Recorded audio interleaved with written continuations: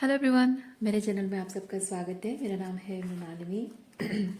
चलिए देखते हैं यूनिवर्स आपको क्या मैसेज देना चाहते हैं। जय यूनिवर्स, प्लीज़ बताइए जो भी कलेक्टिव इस रीडिंग को देख रहे हैं उनके हाईएस्ट विश के बारे में क्या बताना चाहते हैं। Thank you for your grace, thank you for the love, thank you for abundance, thank you for healing, thank you for transformation, thank you for validation,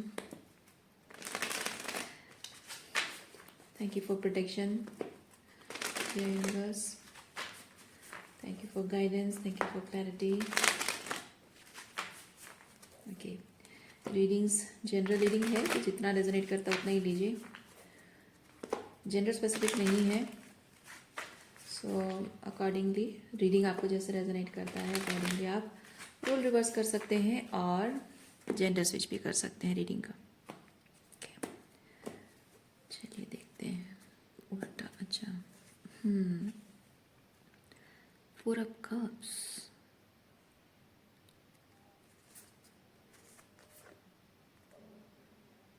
seven of cups, S of cups,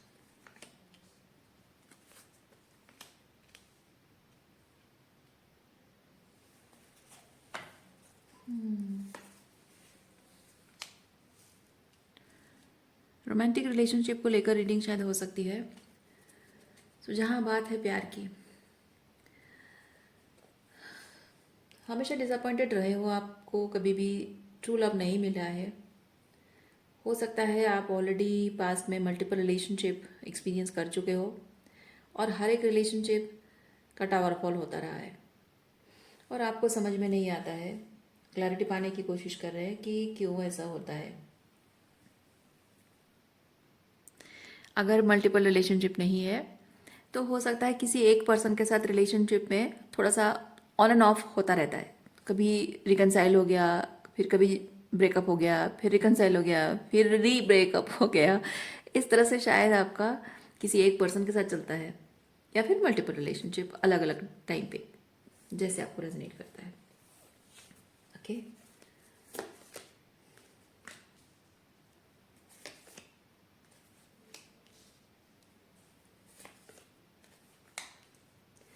अब शायद आप बार बार relationship में heart break को देखते देखते आप थक चुके हैं और अब शायद आप एक्सपीरियंस नहीं करना चाहते, अब आप कोई रिलेशनशिप नहीं चाहते।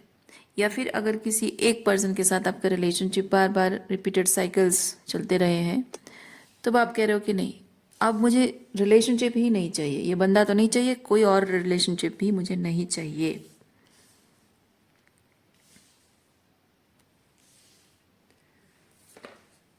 Yes, death. आपको लगता है कि रिलेशनशिप एंड हो गया तो आपकी हीलिंग हो जाएगी, आप खुश रहने लगोगे, लेकिन प्रॉब्लम आपकी अभी तक है वहीं पे। रिलेशनशिप एंड होने के बाद भी आपकी तकलीफ प्रॉब्लम वही है, कुछ ख़त्म नहीं हुआ। क्योंकि आपकी मेन प्रॉब्लम रिलेशनशिप नहीं है। आप अगर सोच रहे हो कि यार मेरे भाग्य में कोई हेल्दी रिलेशनशिप नहीं है, मेरे भाग्य में प्यार मोहब्बत नहीं है, मेरे नसीब में कोई अच्छा पार्टनर नहीं है, तो वो प्रॉब्लम नहीं है। अगर किसी एक इंसान से डील कर रहे हो और आपको लगता है कि इस इंसान के साथ रिलेशनशिप एंड करके फाइनली मेरी ज़िंदगी में मतलब इससे मुक्ति मिल जाएगी और मैं आज़ाद हो जाऊंगी, तो भी आपकी प्रॉब्लम का सलूशन वो नहीं है। बिगर प्रॉब्लम, मेन प्रॉब्लम जो आपकी है, उस प्रॉब्लम को आप अवॉइड करने की कोशिश कर रहे हो, उससे डील नहीं करना चाहते हो।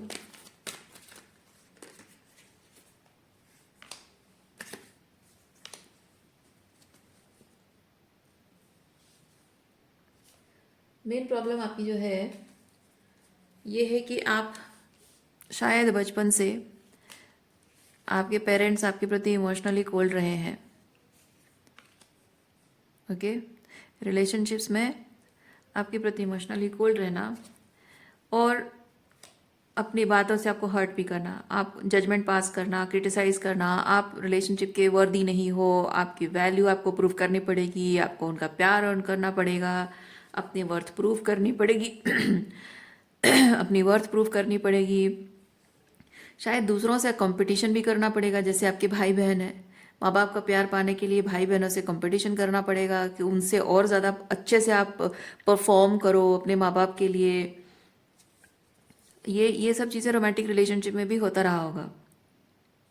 और चाहे आप कितनी भी कोशिश कर लो, फिर भी आप डिसअपॉइंट ही होते हो, जितने एफर्ट्स लगा लो कोई फ़ायदा नहीं होता है। और आपने रिलेशनशिप में भी शायद इसीलिए आए होगे, अपने पार्टनर के साथ जो रिलेशनशिप में आते हो ना, शायद इसीलिए भी आए होगे कि यार घर में माँ बाप तो इमोशनली अनअवेलेबल है, प्यार नहीं करते, भाई बहन भी प्यार नहीं करते, मेरी तो कोई वैल्यू नहीं है, मुझे तो कोई समझता नहीं है, मुझे प्यार करने वाला कोई साथी चाहिए, कोई अपना चाहिए जो मुझे प्यार दे। तो रिलेशनशिप आपने मैनिफेस्ट उसी बेसिस पर किया है, उसी उम्मीद पे कि जहाँ आपको घर परिवार में प्यार नहीं मिला तो कोई रोमांटिक पार्टनर से आपको प्यार मिल जाएगा।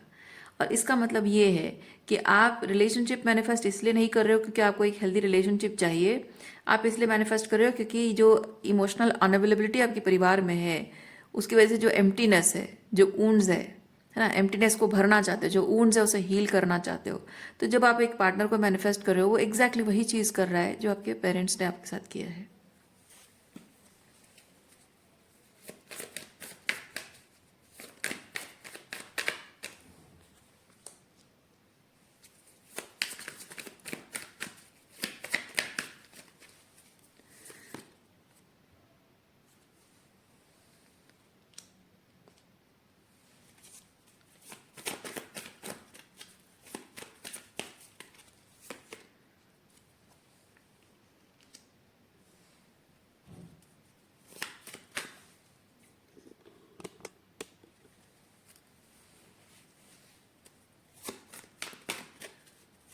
आप यूनिवर्स को जो प्रॉब्लम का सोल्यूशन मांगते हो ना, जैसे कि पेरेंट्स के साथ टॉक्सिक रिलेशनशिप हो गया, आपने सोल्यूशन मांगा यूनिवर्स से, आपको लगा कि लव रिलेशनशिप में जाकर सोल्यूशन मिल जाएगा, वहाँ नहीं मिला।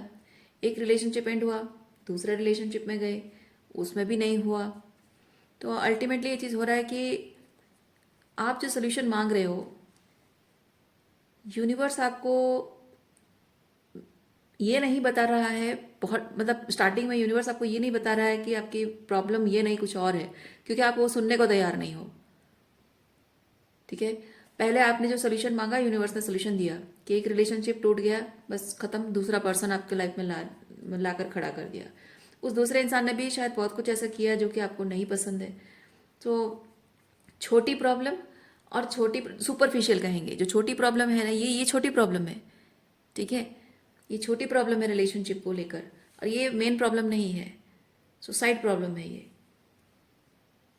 तो ये सुपरफिशियल प्रॉब्लम, सुपरफिशियल सोल्यूशन, वो अगर काम करता है तो कैसे काम कर रहा है कि एक रिलेशनशिप एंड होके अब पेरेंट्स के साथ रिलेशनशिप छोड़ के आप रोमांटिक रिलेशनशिप में जा रहे हो, पर सोल्यूशन वहाँ से नहीं निकल रहा है, प्रॉब्लम वही है, रादर प्रॉब्लम बढ़ गई है।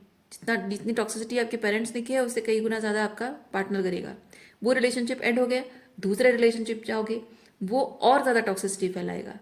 तो जो सुपरफिशियल प्रॉब्लम है, सोल्यूशन सुपरफिशियल होगी, काम नहीं करेगा, फिर दूसरा किया, फिर मतलब फिर प्रोक्रेस्टिनेशन हुआ, क्योंकि मेन आपको जो करना चाहिए था वो नहीं किया आपने, यानी कि you are again going back to the same pattern with the same loop and with same pattern. तो ये चीज़ हो रहा है कि प्रॉब्लम आपकी बढ़ती जा रही है, एक से जितना हर्ट हुए दूसरे से ज़्यादा हर्ट हुए, तीसरे से और ज़्यादा हर्ट हुए, तो ये आपके हर्ट वुंडिंग्स बढ़ती जा रही है। अब पहले से जो सोल्यूशन था वो काम नहीं कर रहा, दूसरे के जो सोल्यूशन अप्लाई किया, नया सोल्यूशन अप्लाई किया, वो तीसरे में काम नहीं कर रहा है। तो अल्टीमेटली ये चीज़ हो रहा है कि अब कुछ काम नहीं कर रहा है, यानी कि इस वक्त ना आपके पेरेंट्स के साथ रिलेशनशिप ठीक है, ना आपके किसी पार्टनर के साथ, अगर आपकी शादी हुई है पार्टनर के साथ भी नहीं, अगर आपका ट्विन है उसके साथ भी नहीं, किसी के साथ रिलेशनशिप वर्कआउट नहीं हो रहा है। इनफैक्ट किसी कोई और रिलेशनशिप आप मैनिफेस्ट भी नहीं कर पा रहे हो, अकेले हो, सिंगल हो, और फैमिली के साथ भी डिस्कनेक्टेड हो, यानी कि ऐसी एनर्जी में आ चुके हो। इसीलिए अब यूनिवर्स आपको साइन दे रहा है कि तुम्हारी मेन प्रॉब्लम ये रिलेशनशिप नहीं थी कभी भी।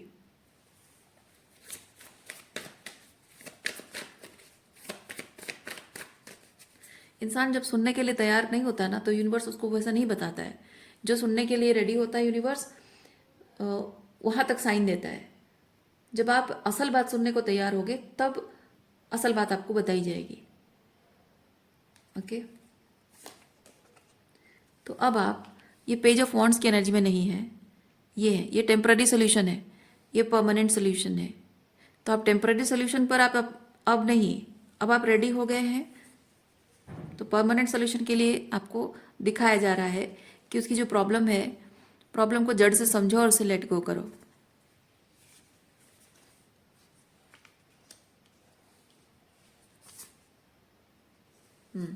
प्रॉब्लम जो है वो आपके कॉन्शियस में नहीं है, सबकॉन्शियस में है, इमोशनली है। जो इमोशनली आप बाहर फील करते हो, जो हर्ट होते हो, इमोशनली डिस्टेंट लोग फील होते हैं, आपको इमोशनली अबांडन करते हैं, तो हर्ट होते हो, दुखी होते हो, डिसअपॉइंट होते हो, वो बाहर जो महसूस कर पा रहे हो कॉन्शियस है। लेकिन जो इमोशंस अंदर हर्ट हो रहा है, जो फियर है, जो डाउट्स है, जो सेल्फ वर्थ की कमी है, जो अबांडनमेंट फियर्स हैं, वो ये आपके सबकॉन्शियस में। ओके, अब उस चीज़ पर अब काम हो रही है।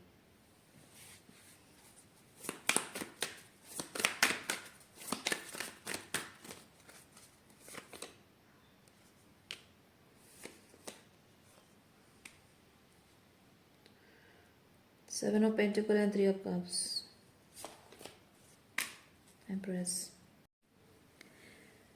जो रिलेशनशिप्स को लेकर जो छोटी मोटी गलतियां हुआ करती थी, या जो भी मतलब जो जिस बात को आप समझ पाते थे, ओके, जो प्रॉब्लम्स को आप समझ पाते थे, देख पा रहे हो, जो सुपरफिशियल प्रॉब्लम्स है, वो प्रॉब्लम्स पर आपका इतना ज़्यादा ध्यान जा रहा है, एनर्जी उसमें इतनी ज़्यादा जा रही है कि आपकी जो मेन इश्यूज हैं, मेन प्रॉब्लम है, उसको आप नहीं समझ पा रहे हो। यानी कि एक सिचुएशन को लेकर, एक बात को लेकर झगड़ा हुआ है, तो झगड़े के बारे में आपका बुरा फोकस है, उसने ऐसा क्यों कहा, उसने ऐसा क्यों किया, ऐसा क्यों नहीं किया, वैसा क्यों किया, ये सब आप सोच रहे हो। लेकिन मेन प्रॉब्लम क्या है? मेन प्रॉब्लम है पैटर्न। पैटर्न को ये समझना कि ये पर्सन, एक बात ये नहीं है कि ये काम ऐसे क्यों किया, वो क्यों किया, नहीं, बात ये है कि ये जब भी कोई काम करता है इस तरीके से करता है। जब भी एक रिलेशनशिप को लेकर कोई भी सीरियस कन्वर्सेशन होता है, कोई सिचुएशन होती है उसके और आपके बीच, कुछ भी इनकाउंटर्स होते हैं, एक पैटर्न में चलता है, वो एक सर्टन बिहेवियरल पैटर्न उसका है, और उस चीज़ को आप कैच नहीं कर रहे हो। आप अपने अंदर के भी कुछ बिहेवियरल पैटर्न है जिसको आप कैच नहीं कर रहे हो, जिसकी वजह से कि आप बार बार हर्ट को मैनिफेस्ट कर रहे हो, थ्री ऑफ सॉर्ड्स को मैनिफेस्ट कर रहे हो। ओके, सो अपने पैटर्न को समझना और सामने वाले देखिए, you have to take rest, मतलब फिजिकल रेस्ट नहीं, ऐसे लोगों से डील करने से थोड़ा सा परहेज करना है, थोड़े से डिस्टेंस, थोड़ा सा टाइम लेना है, और थोड़ा सा मतलब टाइम लेना मतलब 1-2 घंटा नहीं। कहने का मतलब है कि अभी अगर रिलेशनशिप आपके लाइफ में प्रॉब्लम कर रहा है तो लोगों से डिस्टेंस, जिन भी लोगों के साथ रिलेशनशिप में प्रॉब्लम हो रही है उनसे थोड़ी दूरी बनाना, डिस्टेंस मेंटेन करना, और थोड़ा सा अपने आप में इन्वॉल्व होना, अपने आप को और टाइम देना समझने के लिए कि जो भी आप एक्सपीरियंस कर रही हो बार बार क्यों हो रहा है।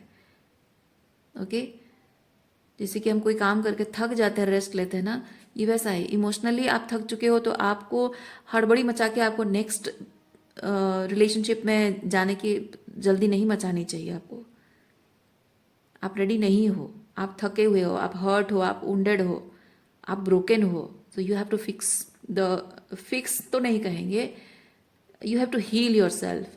अपने आप को फिक्स नहीं करना है। आप याद रखिए, मैं अगर ये फिक्स वर्ड मेरे मुंह से निकला है तो ज़रूर आपके लिए होगा मैसेज, क्योंकि कुछ लोग ना सोचते हैं कि मैं ब्रोकन हूँ तो I need to fix myself. नहीं, आपको अपने आप को फिक्स नहीं करना है, आपको अपने आप को हील करना है। आप ब्रोकन इसलिए हो क्योंकि आपने अपने हार्ट ब्रेक होने दिया, क्योंकि आपके अंदर कुछ सबकॉन्शियस में कुछ ऐसी बातें हैं जिसकी वजह से कि आप एक सर्टन बिहेवियर पैटर्न में चलते हो, एक कोपिंग मैकेनिज्म में चलते हो। तो आपको वो समझना होगा कि आपका ऐसा बिहेवियरल पैटर्न क्यों है, why you allow people to do certain things, why you behave certain way, how you react certain way, when you react certain way. आपको वो चीज़ समझना होगा। तो वो चीज़ समझोगे तो आपको पता चलेगा कि आप की मेन प्रॉब्लम क्या है। ओके, तो उसके लिए टाइम लेना ज़रूरी है। इमीडिएटली एक प्रोजेक्ट से दूसरे प्रोजेक्ट में आप जंप नहीं कर सकते हो।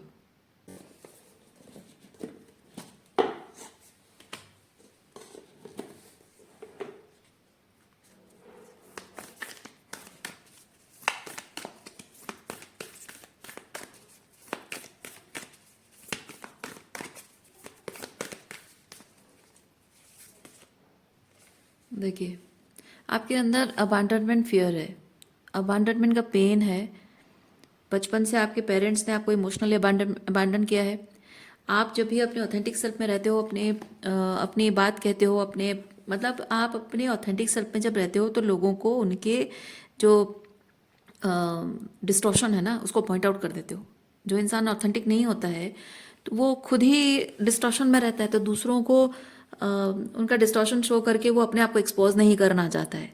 So kind of people pleaser वो बन जाता है और अपनी ज़रूरत के लिए लोगों को मैनिपुलेट करता है।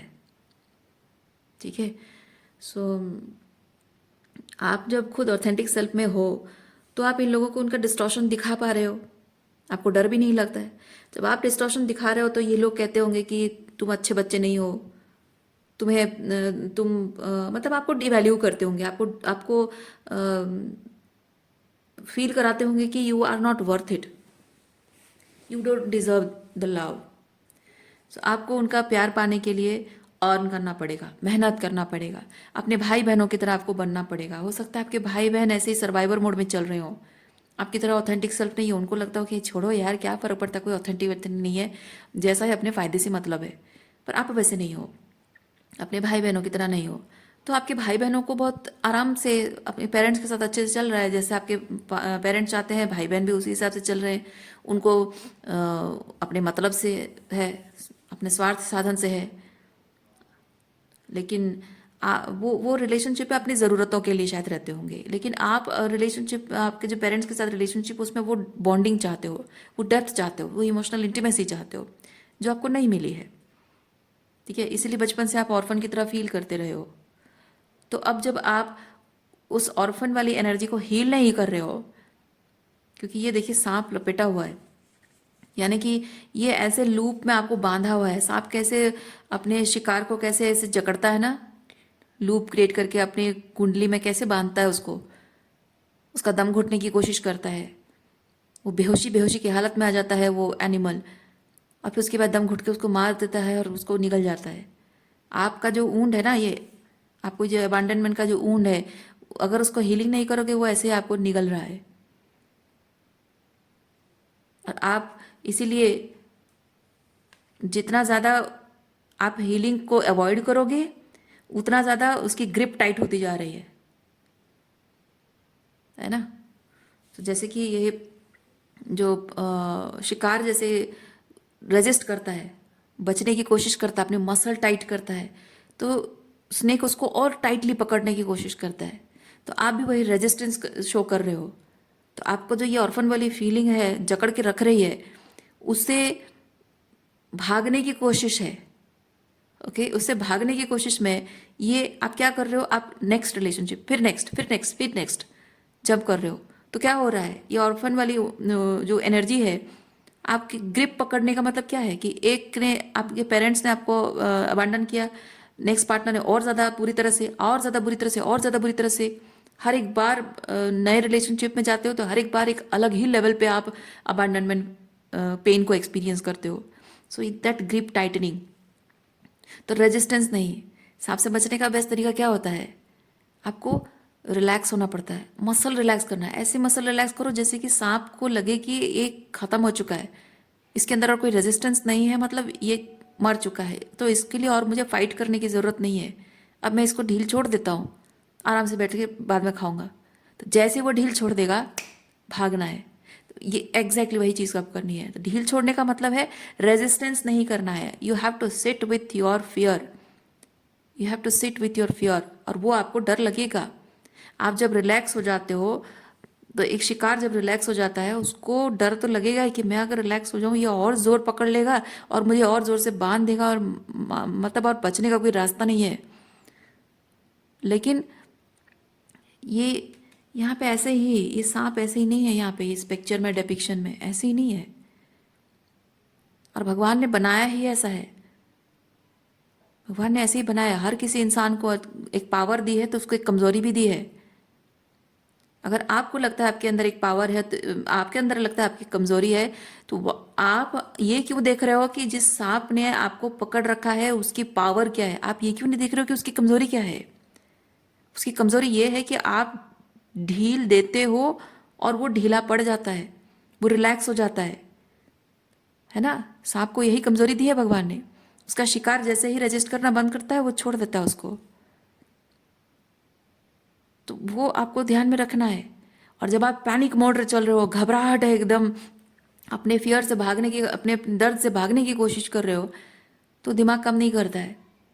उस वक्त आपको शांत होना है, शांत होना और शांत होकर समझना होता है कि नहीं, इस ये जो भी टॉक्सिसिटी है, जो भी गलत चीज़ हो रहा है ना, इसकी अपनी भी वीकनेस है। और मैं कहाँ कहाँ पे मैं इसको पावर फीड कर रहा हूँ, है ना। अपने डर की वजह से इसको पावर फीड कर रहे हो आप। आपको वो समझना है किस तरह से पावर फीड हो रही है। वहाँ पे पावर फीड होना बंद कैसे किया जाए? रेजिस्टेंस को रिलीज करके, है ना। Seat with your fear. और तभी आपको समझ में आएगा, दिखने लगेगा। When you sit with your fear आपको पैटर्न्स दिखने लगेंगे, समझ आएगा। और जो ये लोगों से डील कर रहे हो ना, जिन लोगों से डील कर रहे हो, इन लोगों के पैटर्न्स भी आपको समझ में आएंगे। जब इन लोगों के पैटर्न समझ में आएंगे, इनकी कमजोरी आपको नजर आ जाएगी। और जैसे इनकी कमजोरी नजर आएगी, आपकी स्ट्रेंथ बढ़ जाएगी, कॉन्फिडेंस बढ़ जाएगा, है ना। आपको रास्ता मिल जाएगा भागने का, इससे बचने का। भागने का नहीं कहेंगे, इससे बचने का रास्ता मिल जाएगा। वही चीज़ आपको करनी है। अवॉइड करने से कुछ नहीं होगा। सो रीडिंग मैं यहीं पे रखती हूँ। उम्मीद करती हूँ इस रीडिंग से आपको कुछ क्लैरिटी मिली हो। मैं आपको नेक्स्ट रीडिंग में मिलती हूँ। अपना ख्याल रखिए, खुश रहिए, बाय।